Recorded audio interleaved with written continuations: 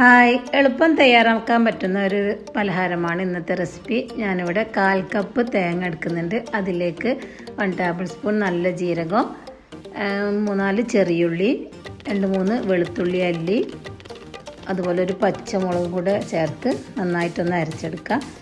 എന്നിട്ട് അരി എടുക്കുന്ന കപ്പിൻ്റെ അതേ അളവിൽ വെള്ളം എടുക്കണം. ഞാനിവിടെ 2 കപ്പ് വറുത്ത അരിപ്പൊടിയാണ് എടുത്തത്.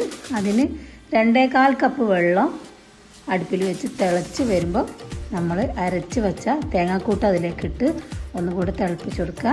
1 സ്പൂണ് നെയ്യ് ചേർത്ത് കൊടുക്കുക. എന്നിട്ട് പാകത്തിന് ഉപ്പും കൂടെ ചേർത്ത് തേങ്ങ ഒന്ന് നന്നായിട്ട് തിളച്ച് വന്നാൽ അരിപ്പൊടി ചേർത്ത് നമ്മൾ പത്തിരിക്കൊക്കെ കിളരി എടുക്കുന്ന പോലെ നന്നായിട്ട് കിളരി എടുക്കണം.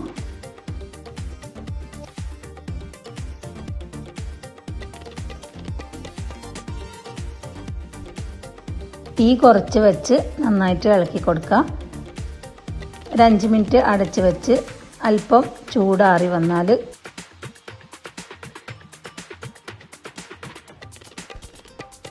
ഒരു കോഴിമുട്ട ചേർത്ത് കൊടുക്കാം. അതിലേക്ക് 1 ടേബിൾ സ്പൂൺ എള്ള് ചേർത്ത് കൊടുക്കാം, കറുത്ത എള്ള്. എന്നിട്ട് ഒന്നും കൂടെ നല്ല സോഫ്റ്റ് ആയിട്ട് തന്നെ കുഴച്ചെടുക്കണം. അപ്പോൾ നമ്മുടെ മാവ് നല്ലപോലെ ചൂടാറിക്കഴിഞ്ഞ് സെറ്റായി വന്നിട്ടുണ്ട്.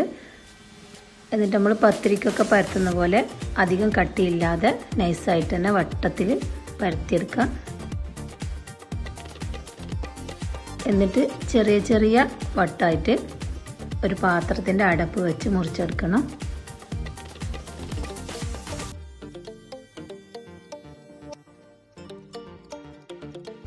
ഞാനിവിടെ റൗണ്ട് ഷേപ്പുള്ള ഒരു സ്റ്റീലിൻ്റെ പാത്രമാണ് എടുത്തിട്ടുള്ളത്. ഇതുപോലെ വട്ടത്തിൽ മുറിച്ചെടുക്കാം. എന്നിട്ട് ഓരോന്നായിട്ട് എടുത്ത് ഇതുപോലെ തന്നെ ഷേപ്പിൽ മടക്കി നന്നായിട്ട് ചൂടായ ഓയിലിലേക്ക് ഓരോന്നോരോന്നായിട്ട് ഇട്ട് കൊടുത്ത് ഫ്രൈ ചെയ്തെടുക്കണം. നല്ല ക്രിസ്പി ആയിട്ടുള്ള കുഴലപ്പം നമുക്ക് തയ്യാറാക്കി എടുക്കാൻ പറ്റും.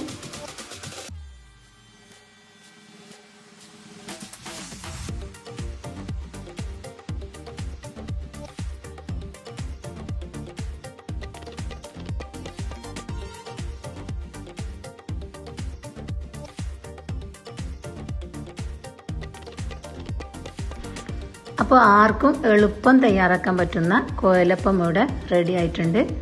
എൻ്റെ വീഡിയോ എല്ലാവർക്കും ഇഷ്ടപ്പെട്ടു എന്ന് വിചാരിക്കുന്നു. നമുക്ക് അടുത്ത വീഡിയോയിലൂടെ കാണാം. താങ്ക്